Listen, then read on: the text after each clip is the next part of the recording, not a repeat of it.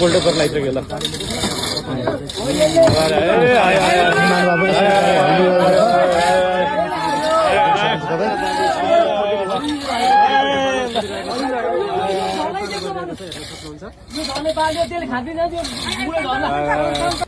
मलाई खुसी लाग्ने सर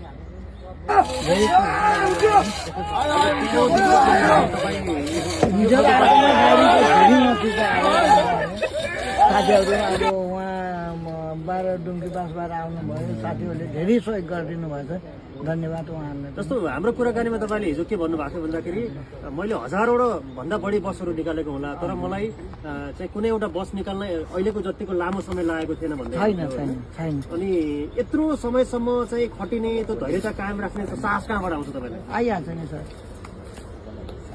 यत्रो जनताले हेरिरहनु भएछ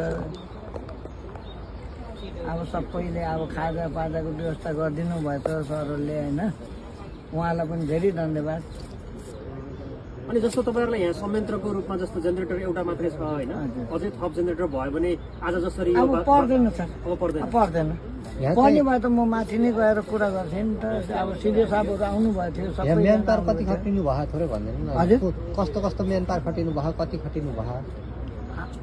अब आर्मीबाट पुलिसबाट लिएर सशस्त्रहरू टोटली खटिनु भएछ। तपाईँको चाहिँ कति छ म्यान पावर? मेरो अहिले 7-8 जना छ। तपाईँले जिन्दगीमा गरेका थुप्रै कामहरू मध्येको सबैभन्दा जटिल र अप्ठ्यारो काम हो काम यो यसो काममा धेरै लाग्नुभयो तर यति अप्ठ्यारो महसुस अहिलेसम्म गर्नु भएको छैन? गरेको छैन। अहिले चाहिँ निकै नै चुनौती भएको छ फेरि पनि छोड्न चाहिँ चाहनुहुन्न यसलाई कम्प्लिट नगरेसम्म आज तपाईँले कति अब म भोलि घर जान्छु भनेर मेरो एउटा इरादा थियो नजाने।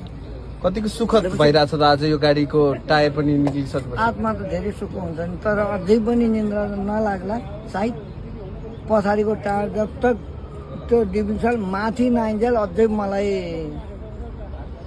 भनेपछि हिजो वीरगञ्जबाट ल्याएको यो 20 टनको चेन पुल्लीले गर्दा अलि तपाईँलाई सहयोग मिलेको हो? अलिकति होइन धेरै सहज